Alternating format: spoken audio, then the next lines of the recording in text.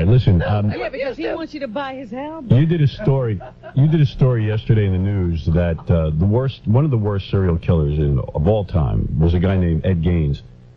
Ed Gaines. Ed Gein. Ed Gein. There was only one of them. Right. Anyway, Ed Gein was this guy. I think he was he from Chicago? No, it was like Wisconsin. Wisconsin. Yeah. He's the guy they based so many serial killers on in the movies, like Silence of the Lambs was based on him, because remember the guy there used to, number one, eat body parts, which, of course, the guy in Silence of the Lambs did. Ed Gein was supposedly cooking human hearts. He was cooking a heart at the time they broke into his house. Yeah.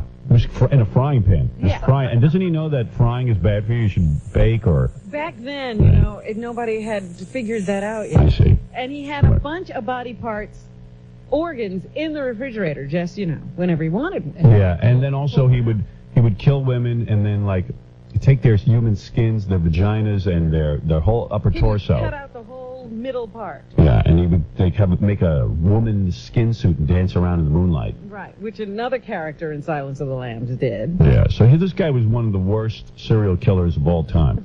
We did a story yesterday in the news that someone had stolen the headstone. Right. Now, my next caller, Michael, and by the way, that's not his real name, has the headstone. Really? Yeah. He's saying that it came into his possession. You were not part of the theft, were you? No, sir. I am 100% not guilty. Right. You just have the headstone now. Now, how did it come to you? A couple fans of the books that I published had taken it out of the cemetery, I guess. They told me the story Saturday night as they were showing it to me. Right. They felt it was, they were at the stone visiting it, and they saw it was defaced. It said, like, I pleasure myself, your picture on the stone, 666, evil never dies. Right. And they thought it didn't fit there, and they thought it would fit better in my possession. Is this headstone made of actual heads? And are you a Satanist? I am. You are. What You're are the a books member. you've written? a member of the Church of Satan. Yes, sir. And since he's written some books, what are the books? Might is Right, the book that I put out with I got a foreword from Anton LaVey from the Church of Satan, the Trenchcoat Diaries. I got a lot of exclusive information from the kids that are in the Trenchcoat Mafia. Oh, really? Now, what are you going to do with Ed Gein's tombstone? Have you decided? Well, I wanted to bring it up to you, but ultimately these kids thought it would be best to be destroyed or something. You know, they didn't think it fit in the cemetery. I wanted maybe donate it to the Museum of Death. Well, what they're saying is now they're just going to let grass grow over his... Right, if they don't get the stone back, they will not do anything to mark his grave. Yeah, because I don't know that anybody cares that it's gone. No, the people in town would care less. You're right.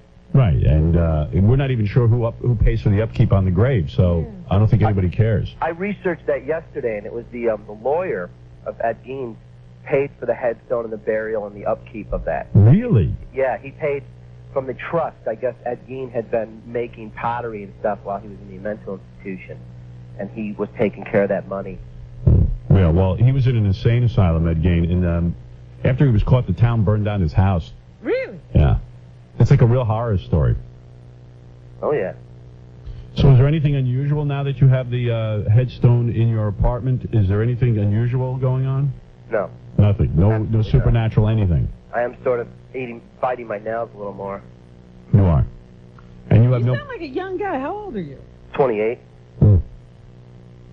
Also, didn't you also write a cookbook with an 80-year-old serial killer? Yes, Dorothea Puente. Now, correct me if I'm wrong, but isn't that the woman who used to make meals for people and then poison them? Yes. To get the people's Social Security benefits? Exactly. Oh, yes, you used to take those old guys. Yeah, I got fascinated with that case because I don't think a 60-year-old grandmother could dig a 6-foot ditch and carry out these 200-pound men, so I thought she had a little help. Are you a fan of Ed Gein? I don't mean a fan, but are you like someone who's like... I know guys who are way into serial killers and fascinated with it. Are you someone who knows tons of stuff about Ed Gein? Yeah, I do, but I'm not a fan of his. I'm a fan of true crime as much as Capone or Dillinger. Did I leave anything out about Ed Gein that we should know? No, you guys are pretty thorough. That's about it. All right. And so you're not... You actually have the stone? Yeah, I wanted to bring it in to you guys. Yeah. I guess I'd like to see it up close. It's really creepy. Maybe we should keep it here in the studio. I'd keep it here. I think you should. I'd donate it. Really? Yeah. But it is stolen property. Yeah. Well, we give it back. How do you get caught? How did Ed Gein get caught? Well, he was sloppy. He went into the downtown hardware store and got one of the locals instead of, he would mix it up with grave robbery and killing people, I guess. Yeah, and then he would kill somebody close to home. Yeah, he got one of the locals. It's a town of 600 people. So he killed Miss Warden of Warden's hardware store. And he had just purchased antifreeze, and I guess she wrote it in the log of purchases, and his name was right there as the last customer, so. Is the moral of that story, don't ask where you eat? In other words, don't go close to home? Is that it should all be very random? Exactly. Oh, I see. Well, by the way, for more on Michael Hunt and crime memorabilia, go to clubhate.com. Club Hate. Everybody has a website now. And fascinating talking to you. Here's the man who has the Ed Gein headstone. Well, thank you, Howard. Did you want me to bring it by? I don't know. How do I feel about that? Well, the problem is that it is stolen property, and if we get involved with it, we've received stolen property. We then commit a crime. We do? Yeah. All right, we don't want it then. Okay. I'm in trouble with enough authorities. I'm wanted in Texas, and the FCC's got $2 million out for But my if head. it ever becomes free and clear... Yeah. Please bring it by. We would be proud to display it here if you want to work out the legalities. Right on. Hey, man, thanks for all the laughs. Hey, thank you. Take it easy. All right, bye. In 7 years, we can collect the headstone because I think the statute of limitations is up.